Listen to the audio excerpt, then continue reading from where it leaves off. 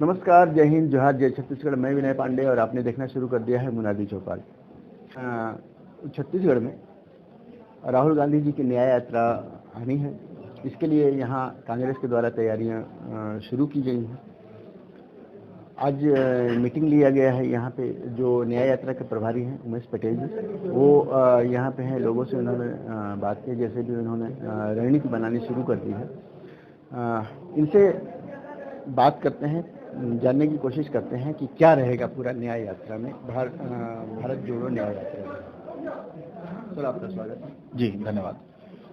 कि न्याय यात्रा पहले एक भारत जोड़ो यात्रा थी, अब न्याय यात्रा है। छत्तीसगढ़ में इसका प्रवेश होने वाला है, कब होने वाला है और किस तरह का चार्ट अभी तक जारी किया गया? देखिए, टेंटेटिवली भी ऐसा लग रहा है कि 10 या 11 तारीख के आसपास छत्तीसगढ़ में वो एंट्री करेंगे और छत्तीसगढ़ उड़ीसा से एंट्री करेगी तो रायगढ़ जिले में एंट्री होगा। रायगढ़ जिले में 1.5 से 2 दिन रुकने का रायगढ़ जिले में है। फिर वहाँ से वो शक्ति प्रवेश कर जाएगी।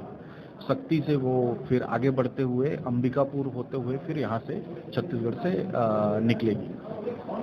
न्याय यात्रा में हमारे नेता राहुल गांधी जी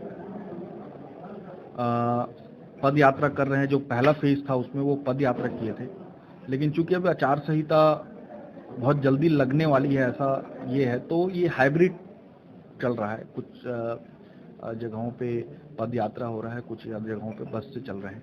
और जो लोग हैं, अलग अलग तरह के लोग, उन सबसे वो मिल रहे हैं।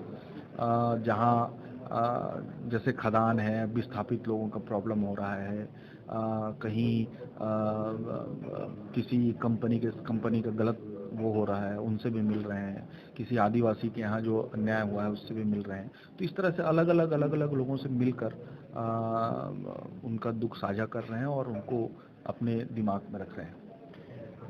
छत्तीसगढ़ में क्या, रायगढ़ में उनका विश्राम भी है, रुकेंगे यहाँ भी लोगों से बात? जी हाँ,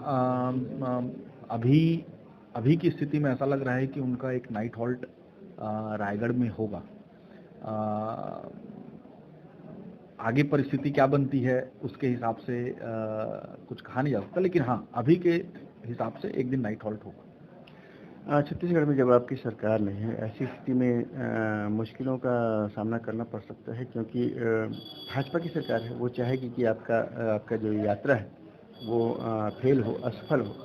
ऐसे में आपकी तैयारी क्या है? नहीं, देखिए, आसाम में जिस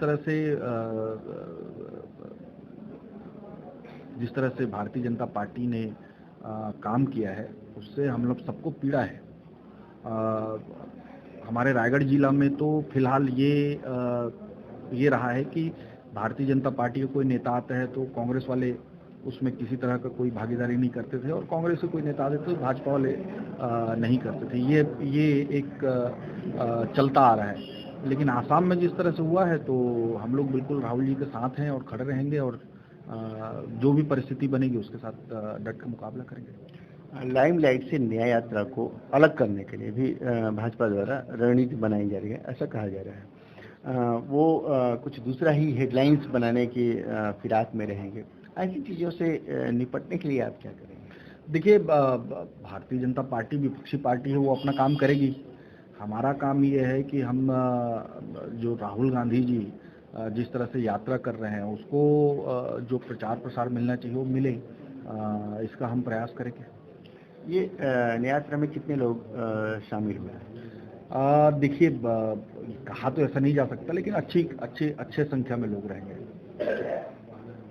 अंतिम सवाल ये है कि न्याय यात्रा कितना प्राण फूंक पाएगी यहाँ के कांग्रेस में? बिल्कुल, अभी भी रायगढ़ जिले में 4 में से 3 सीट कांग्रेस जीती है। कांग्रेस अच्छी पोजीशन में है यहाँ। एक ही सीट हम नहीं जीत पाए, लेकिन राहुल जी की इस यात्रा के बाद हम लोग मजबूत होंगे। लोकसभा चुनाव की स्थिति कैसी रहेगी? क्या न्याय यात्रा उस पर असर डाल पाएगा? बिल्कुल, फर्क तो पड़ता है। किसी बड़े नेता का जब पद यात्रा होता है तो उसका असर लोगों में पड़ता है। और मैं तो ये कहूँगा कि हम लोग पिछले बार से बेहतर परफॉर्मेंस करेंगे। Thank you. तो ये थे उमेश पटेल जी, जो न्याय यात्रा के प्रभारी हैं, और इन्होंने सभी चीज़ों को बताया, इनकी रणनीति क्या रहेगी और भाजपा की रणनीति से खुद का बचाव कैसे करेंगे। देखते रहिए मुनादी चौपाल, पढ़ते रहिए मुनादी.com, the voice of voice. Thank you.